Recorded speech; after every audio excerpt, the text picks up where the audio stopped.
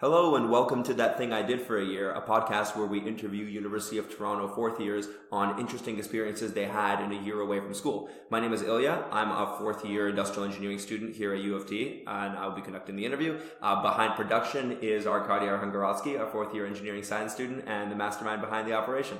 Let's get into it.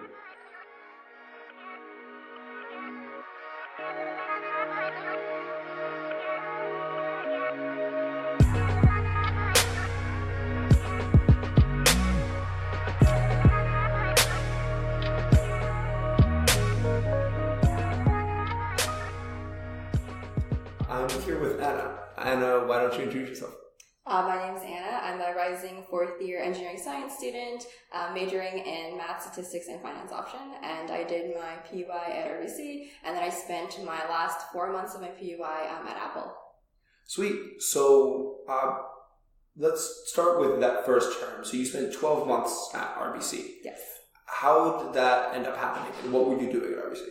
So, funny story, actually. I was quite close with one of the current analysts the year before I had recruited for RBC. He told me about his job as a quantitative trading analyst, except he framed it more as algorithmic trading. And when I first heard about that, I thought, oh, algorithms, I don't want to do that. That sounds too technical. But the more I looked into the job, the more interesting it looked. It looked like it would be technically challenging.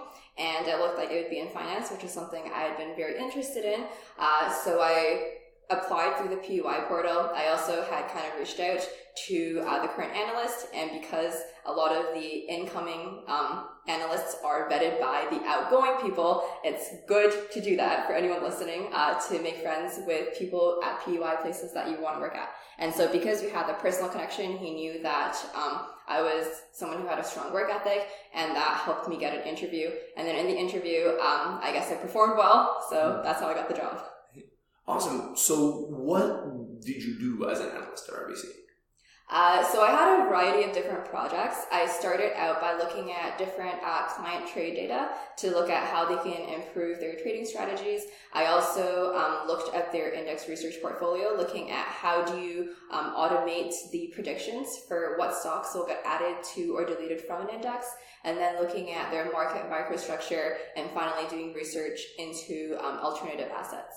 So that sounds pretty technical. Was It was really technical. I never expected, and when I started this job was that I don't want to be coding every day. And that's actually what I ended up doing. Like, I would go into work, I would open up my R program, I would open up KDB, which is similar to SQL. It's a database system, and I would just start writing code. And I never expected to be coding on my job. I didn't mind it, but it wasn't something that I could see myself doing forever.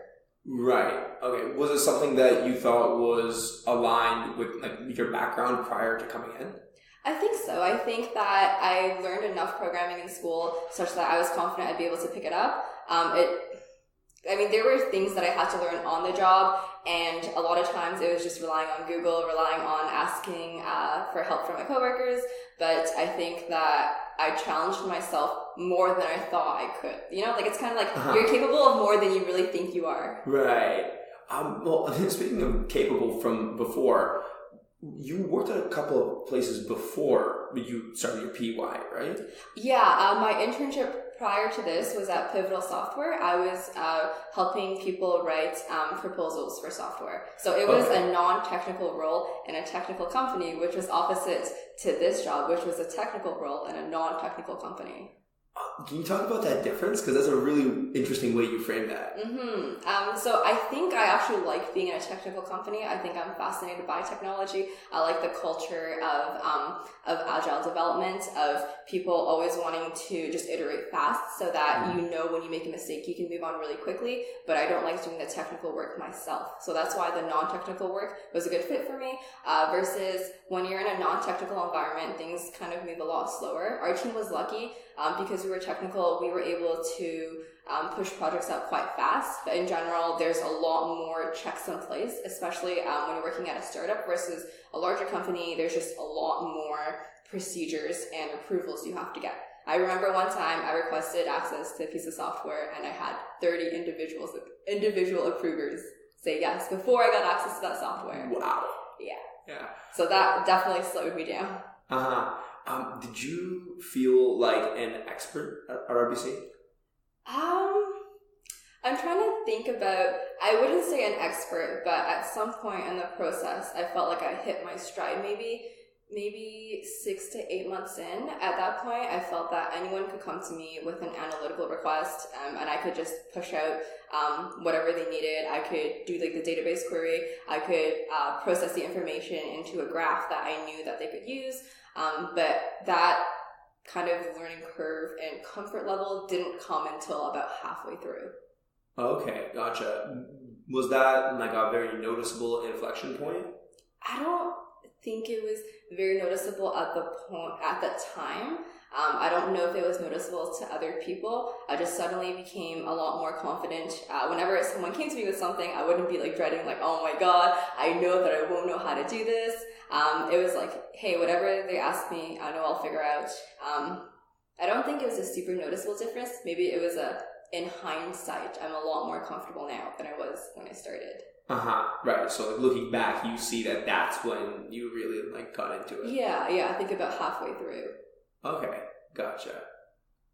So being somebody who came into this role not thinking you'd be coding a ton and not being super technical, and then ending up being quite technical, do you think that gives you more confidence in working in technology even in a non-technical role?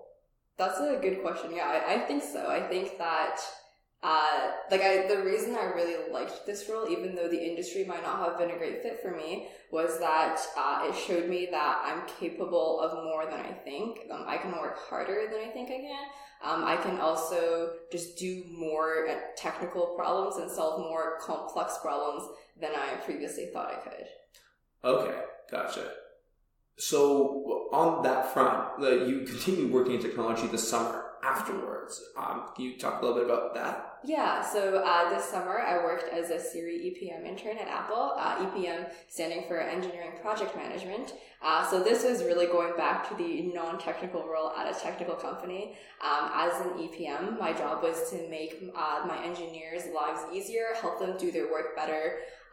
And kind of a way to describe the job responsibility is that as an engineer, you're asked, for example, to build a feature. You're given a very, very large scope of here's what we want this to do at the end, and you don't really know how you're going to get there. An EPM is supposed to help you break down that work into tasks and schedule your work so that you know, hey, this is important, so we have to do this first, and because this step later on has these dependencies, we have to make sure that they're scheduled accordingly. They basically help you narrow the scope down like week by week into manageable chunks so that at the end you have this amazing, really complex feature that you didn't know how you're going to get to at the end. Mm-hmm. So it sounds like you're going to be working with people who are very technically proficient in that role, but you are directing them without actually contributing to the technical side of things. Yes. Can you talk about that? Like, how does that work? Yeah, and I think that's part of the reason why a lot of times these roles do recruit for technical backgrounds. You have to be able to speak the language in order to have influence over engineers, in order for them to listen to what you're saying and kind of invest in you. And I mean, you don't have to be contributing to the code base yourself. I never coded. And it's possible to do this without a technical background. It's just that having the understanding, speaking their language, kind of establishes credibility at the beginning. Mm-hmm. And how do you build that credibility forward? What was that process like for you?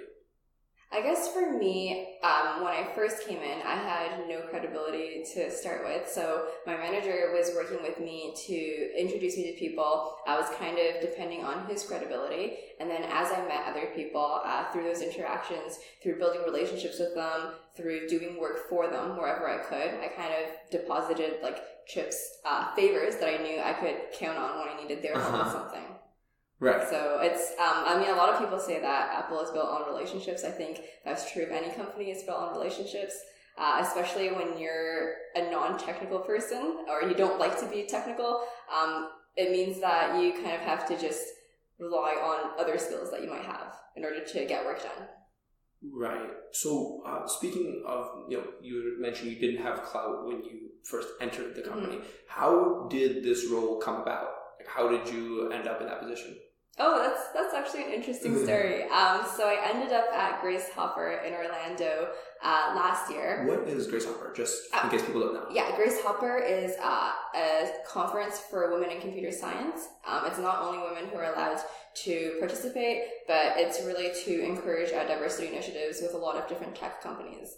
And so a lot of companies offer scholarships for students to attend this conference because it is quite expensive. It's usually off-site. And so like between flights, hotels, and the conference pass, it ends up being a lot of money. I applied for one of Accenture's scholarships and was selected to attend the conference in Orlando.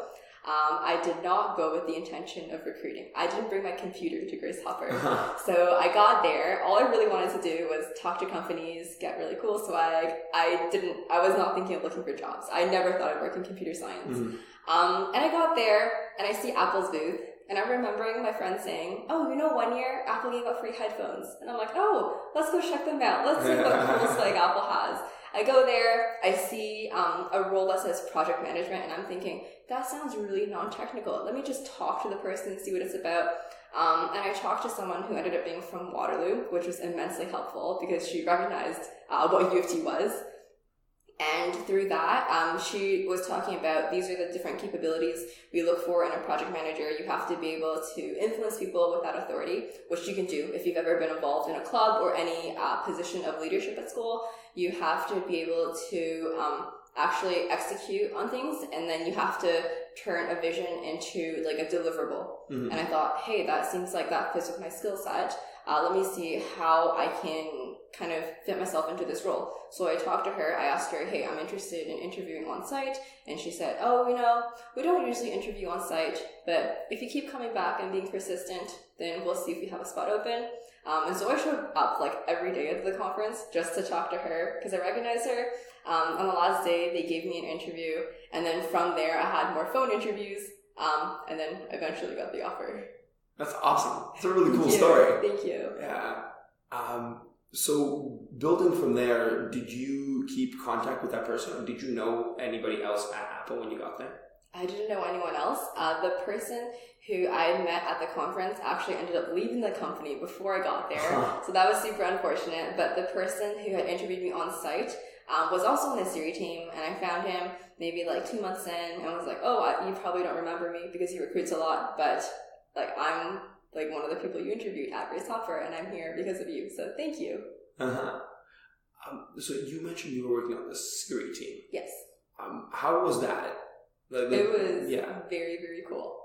Siri really operates like a startup within Apple. It's growing immensely because I think Apple's trying to invest in Siri a lot more. And so it meant that there were a lot of really great people that I was working with. The work was interesting, and I think that like there's so much untapped potential within voice assistants. Right. Like such as, I mean, of course, don't violate any NDAs, but like, what do you see there? I think that right now there's only very specific use cases we're using them for. Like, for example, to make phone calls, to send messages, and without the physical capabilities, I think it is a lot harder to see how they can get integrated into our lives. But the fact is that most people live on their phones, and I think that through that there's a lot of interesting insights you can glean from the behavior. I know that one, and I don't want this to sound like I'm promoting Apple now. This isn't something we have yet. I know that one thing we do is screen time. We've introduced with iOS 12, in which you can monitor how you're using your phone.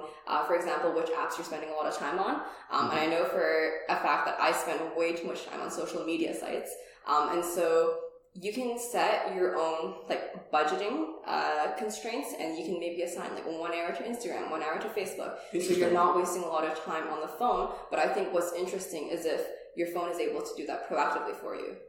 Right. And I don't know how we're going to get there. I don't know if that's something that people want. I just think that the fact that we have all the data we need to introduce that feature is something really cool. Because I think that social media isn't great for you. I think it's really damaging to your mental health, and anything we can do. So we're creating these great phones. We're giving people access to like everything, to the world, just at their hands. But that means that with that kind of privilege comes the responsibility on Apple to have these checks in place so that people aren't spending so much time. So that was an interesting thing you brought up, that is a responsibility on Apple. And kind of more prevalent sentiment these days is that companies that provide products also need to make sure that they're used responsibly by their users and not just open them up.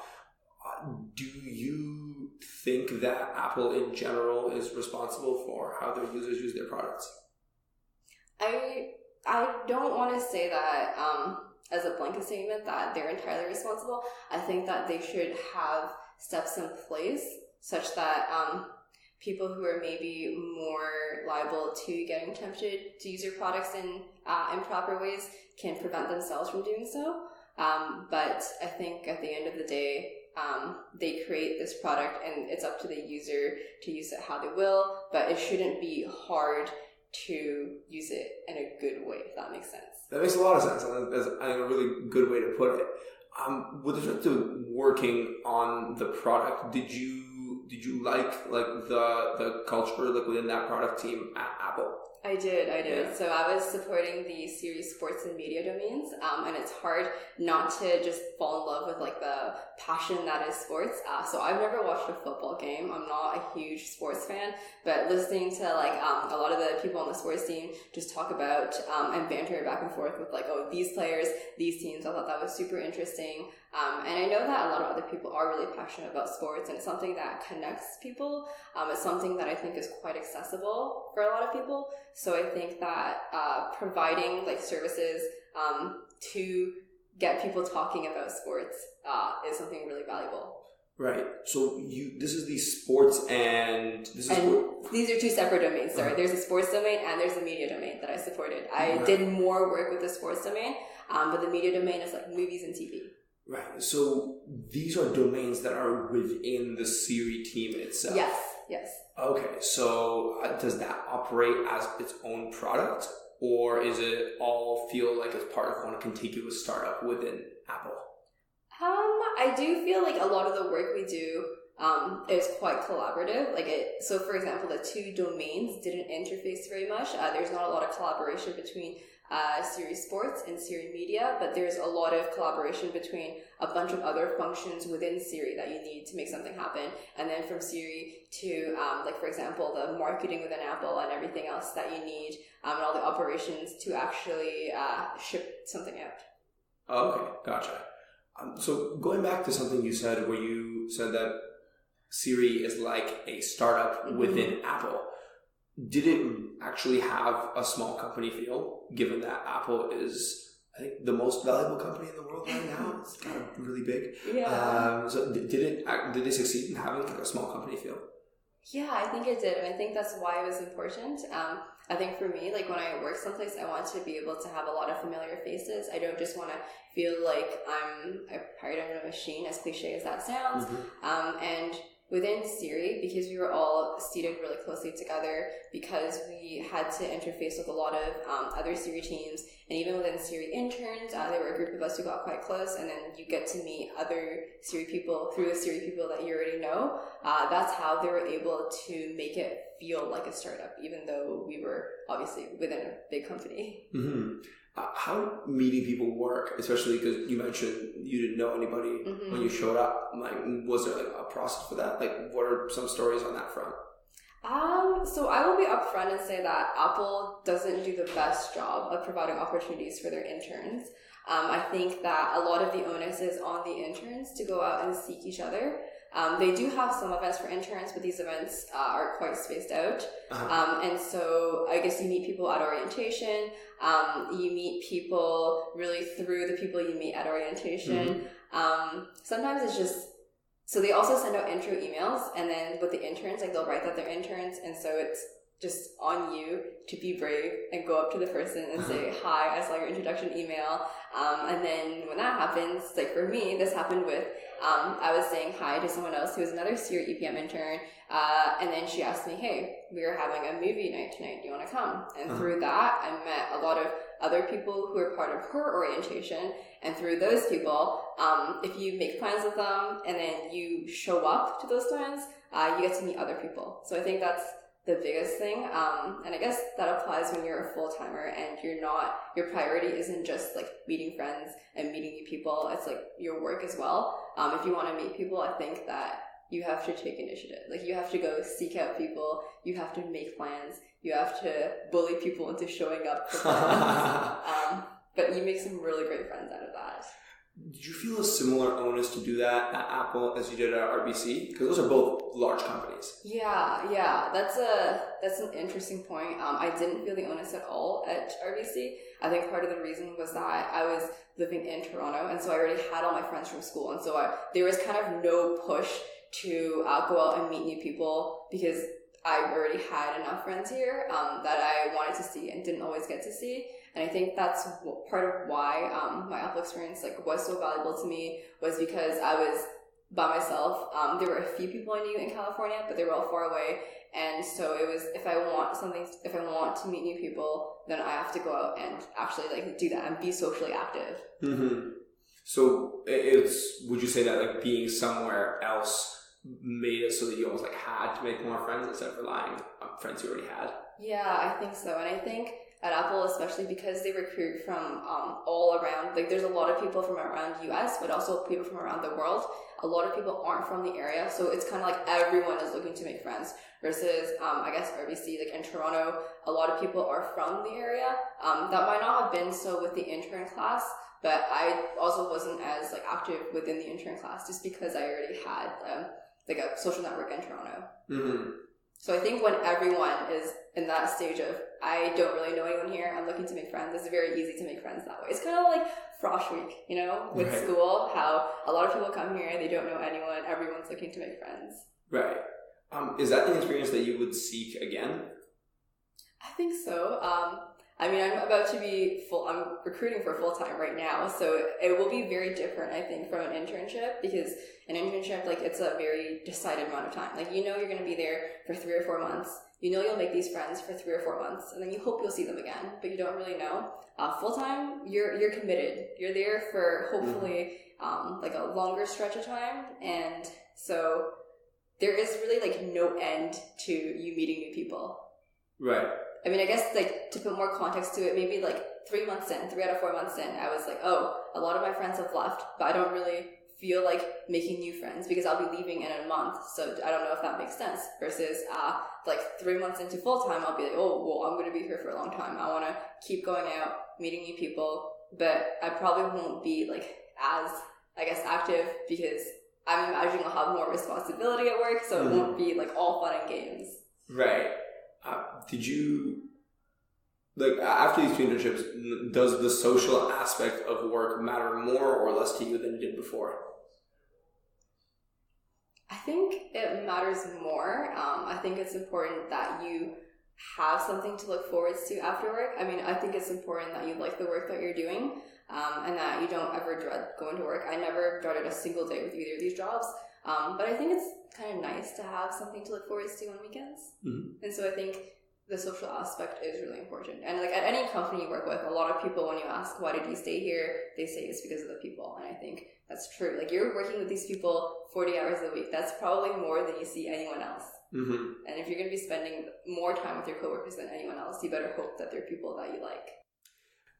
Having talked to people about their experiences, working places, both people our age and people who just older people, I have heard that bit about I stayed here because of the people. Mm-hmm. I just that line a lot. And the more I hear about different companies, the more I start to question whether or not any place has particularly great people or whether there are great people at any one place. Mm-hmm.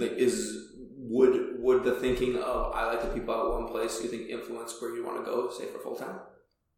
Yeah, I think so. I think because I like the people at Apple so much, it kind of draws me back there for full time, and right. I know that these are people that I can work with, these are people that I can trust. But I also think with every company, it's very team dependent. So some people might show up to a large company, work with a team who they just don't vibe well with, or they don't have a lot of things in common with them, and then not enjoy their experience. And because of that, not want to return to that company, which is really too bad on both sides, because the company is losing a valuable asset. This is someone who's been trained there, and the student is losing a potentially great opportunity with a company that could have a team that's a very good fit for them, but that they didn't work with. You don't know. Right. So that's an interesting point. Like maybe every company does have great people. It's on you to go look for the teams that you fit the best in. But I also think like the reputation of certain companies having people with certain interests is true. Like for example, at NVIDIA, they make like GPUs or something that a lot of gamers are attracted to. So I think if you're not into gaming, you might find it harder to find people that you really connect with there. Right. Was there a particular like favorite person at Apple who were like into something, maybe not specific as gaming, but was there any like kind of commonality that you saw? There wasn't, and I think that's why I liked it so much, because the products that Apple makes are so accessible to everyone. Like there isn't really a trend between people who like iPhones, right? Like there isn't one thing that ties all of them together. There's so many iPhone users in the world, so that you get so many types of different people. And so I think that's the nice thing about working at a company that makes really accessible products. All right. Did anybody use Android? There were a few interns who started out with Android phones. They got iPhones for work. I don't know if they converted at the end. I would hope so. But for work, everyone had an iPhone. Right. It'd be really funny if somebody like a staunch Android user. So you mentioned you were in the math, tax, finance option, like within MSHI. Yeah. So was this because you were really interested in the finance industry specifically from before your PUI? Yeah, I mean, since recruiting in second year for my tech internship, I'd actually really wanted to work in finance. I'd always kind of been drawn to finance because I thought I idealized the lifestyle. You know, you go to work on like Bay Street or Wall Street in your fancy suit, go to the office, you just like wine and dine clients. Everything is about networking and it's about like presentation and who you know. And I think that was a really idealized lifestyle. I still do enjoy like the math and statistics and really operations research aspect of my major. I think I've just come to realize that finance maybe isn't the best fit for me. And another thing with finance, which I only realized when talking to someone else this year, is that I just feel like everyone else is much better at connecting with people than I am. And so it makes you feel like it's hard to really jump into conversation when everyone else is like so charming and you're like, oh, I'm just an awkward engineer. Don't make me talk.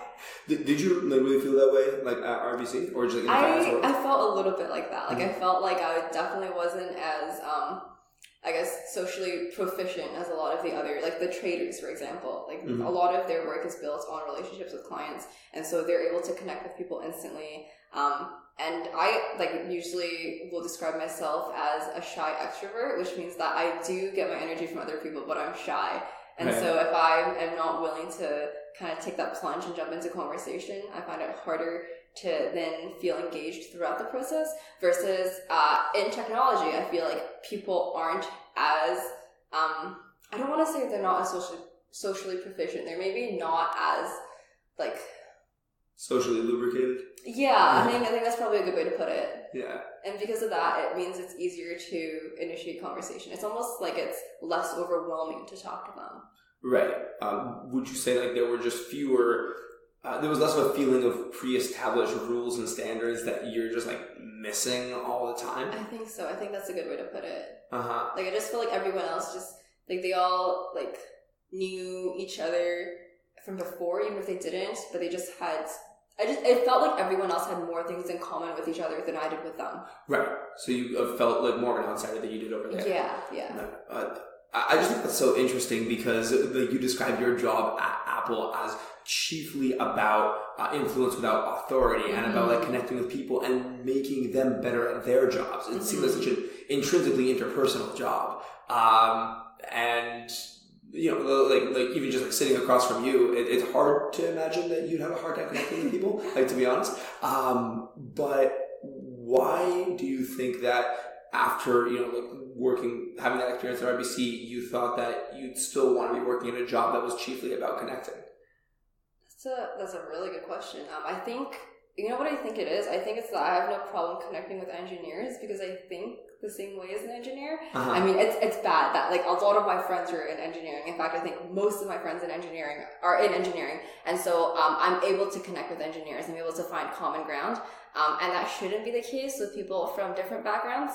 It's not, like, I don't think that there's a different way that people necessarily present themselves. And you never know by looking at someone if they're an engineer or not. Right. But I think maybe it's the, like going in, knowing that they're engineers, kind of having that false confidence that makes you more confident. Right. More confident. Like the whole fake it till you make it kind of thing. Like I know these people are engineers. I know they're my people. I know I'll be able to connect with them. And because of that, I'm able to be myself maybe more. And so because of that, I immediately feel like I am able to connect with them. Right. You feel like it's a matter of time versus will it ever happen? Yeah. So like that's really interesting.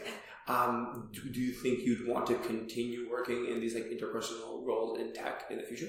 I think so. I think that's where my strength does not lie in writing code. I do not think I can see myself as a software engineer, but I know that I want to work in technology. And so I think as a PM or something similar where you're facilitating others to do their work would be a good fit for me. Right. So you mentioned wanting to work in technology. I think something interesting, like an interesting through line between RBC and Apple is that they both provide very universal products. Right? These are products that just pretty much anybody would be using, like a bank account and a phone. Yeah. Do you ever think about impact and like what the output of the company is when thinking about what you'd want to do in the future? I do. And so with RBC, that's a really good point that everyone has a bank account. I guess with my division specifically, sales and trading, not everyone has access to sales and trading. Fair enough. And so because of that, I felt like I was having less impact. And versus when you're working at Apple, not everyone has an iPhone, but a lot of people have iPhones. And so whatever you're doing, you know that so many people are going to see the direct impact of what you can do. The work's also more tangible, I think, in technology than finance. This is something that you can hold in your hands. This is something that you can invoke and you can see actually what it does. Right. Versus finance, you just have to trust that, hey, my money sits in this theoretical account. I have this much. If I ever need it, then I can take it out. But it's not something that you can hold. Right. The interesting thing behind what you just said was that you were describing product management as a very tangible field. I know just being industrial engineering and having done some of that kind of work, whenever I talk to my friends who are in more, let's say more technical fields, more electrical engineering, they will roast the hell out of me. Just like basically being like, you're basically a business student, because they say that there's not a direct output to the work. Do you feel like a strong connection between the work you do in organizing the technical team and what ends up coming out of it? I mean, I think I do, but I don't. Maybe I'm putting too much emphasis on being able to hold something and more being able to see direct results. And it's not really that in sales and trading you don't see direct results because there are numbers. Like there's a way to quantify everything. But I'm thinking back to what you were saying about designing processes and redesigning processes. That's something that you can measure effectively. You can measure what impact you had. So now I'm trying to kind of redefine what it is that makes me really want to invest my time into something. Maybe it's not something directly tangible. Maybe it's just having an impact on more people.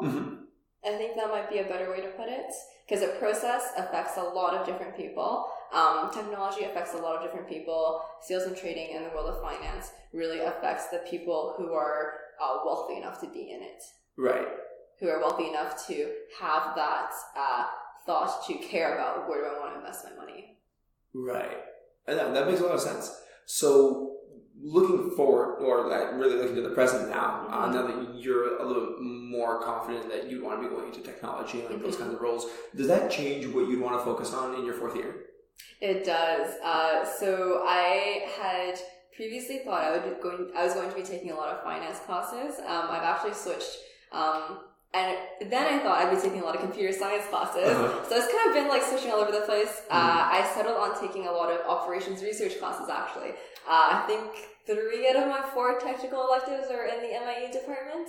And I think like optimization is just something that can be applied in product management as well. You're always going to be optimizing something. It's something that's a very transferable skill set. And it's something that I'm just fascinated by because you can always like try to cut down costs. You can always just try to use fewer resources. But those aren't finite supplies. Maybe I used the wrong word. I mean, when it comes to time, you only have so much time, right? Mm-hmm. So being able to figure out how to optimize time, I think, is something that's super meaningful. Right. Do you think that would like apply directly to the kind of work you'll be doing in the future? Yeah, I think so. Yeah. Optimizing time, optimizing, I guess, resources and costs as a secondary thing, but maybe just thinking like way into the future and then thinking like big like with society. I mean, people are going to have enough money to buy the things they need, I think. And so they're going to have, it's going to come down to, I have this much time in the world. Like no matter what you do, no matter how much money you have, no matter what you buy, you can't buy yourself more time. I mean, you can get access to better healthcare, but like you can't live until you're 200, right? So how do you make the best use of the time that you currently have? Right. So it feels like almost it applies not just like to industry, but also to other aspects of it. Yeah, I think it applies to personal life, and that's important to me. And I think I just went super philosophical there. No, my opinions are fully formed out, but I think that's why like optimization speaks like so deeply to me. Mm-hmm.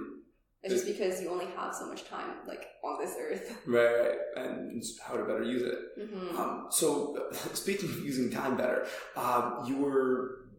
Like, if you think back to the beginning, like before your PY, when you were just applying, when you were just like reaching out through like your analyst friends and so on and so forth, what advice would you give to you in third year, knowing what you now know about PY? I think I might have tried for a 8-month, 4-month. I mean, I do like the opportunity to develop myself at a company for longer and get more responsibility and feel that comfort level, that level of confidence. But I also wish that I had the chance to explore like more different tech companies and maybe like other industries as well. Like I've tried finance, I've tried technology, I've never tried consulting. That's another thing that I'm interested in. And so just giving myself more exposure to different industries. Right. Was that something that you think is doable within a company? Like having exposure to different types of work and like so on and so forth? I think it depends on the company and the role. I know that a lot of companies have rotational programs, which is nice because you get to sit with different teams, but usually you're doing a similar role within each team. I mean, I'm sure if that's something that was really, really important to me and I did the homework, I would find a company that's really, really flexible, like likely a startup that would let you wear all those different hats. I don't know how important that is to me, that I want to put in all that effort, but I think that it's something that is available if you want it to be. Right. Having worked at what you described as a startup inside a big tech company, now are you thinking more of working at like a larger companies or smaller companies? I mean, I know that people say when you're young, it's a good time to work at a startup because that's when you can afford to kind of take the career risk when you're not like kind of shackled down by all these responsibilities. But I like job security. I like working at a company with like a lot of different people. I like having that impact that I think that big companies have that startups might find it harder to have just because they have a smaller base of customers. And so I think I would want to stick with a big company. But I say this also recognizing that every time I've said I don't want to do something, I end up doing it. Like I never wanted to go into engineering, here I am. I never wanted to work in technology, here I am. And so. What did you want to go into before engineering? I was supposed to go into pre-med. I wanted to go into pre-med for like 12 years. And then I realized in January of grade 12, I wasn't certain I actually wanted to go to med school. If I didn't get into med school, it would be my fallback. And so engineering just seemed like a smarter choice. Like it seemed like I had more exit opportunities from engineering. Right. Yeah. Exit opportunities. You already sound like a consultant. You don't need to protect in the industry. I think that's just about everything that we wanted to talk about. I guess I know you've been involved in a lot of student development on campus, and that you generally like talking about this stuff. Yeah. If somebody's listening to this and they like want to reach out to you to kind of learn more or connect, like where could they find you? The easiest is probably my email. It's anna.ye@mail.utoronto.ca, 6 letters, anna.ye. And I'm super, super happy to talk to anyone who's interested. I know that when I was younger, like I reached out a lot to people in like upper years, and they helped me a lot. Like they gave me really good advice. And they've really shaped me. And so any way that I'm able to pay it forward, I'm happy to. That's awesome. Is there anything else that you want to talk about? Or you wanted to say? Just that I hope everyone here who's listening did not like want to kill themselves out of boredom by the end of this. And thank you for listening if you're still listening. Yeah. All right. Great. So this has been That Thing I Did for a Year. We'll see you next time. Thank you.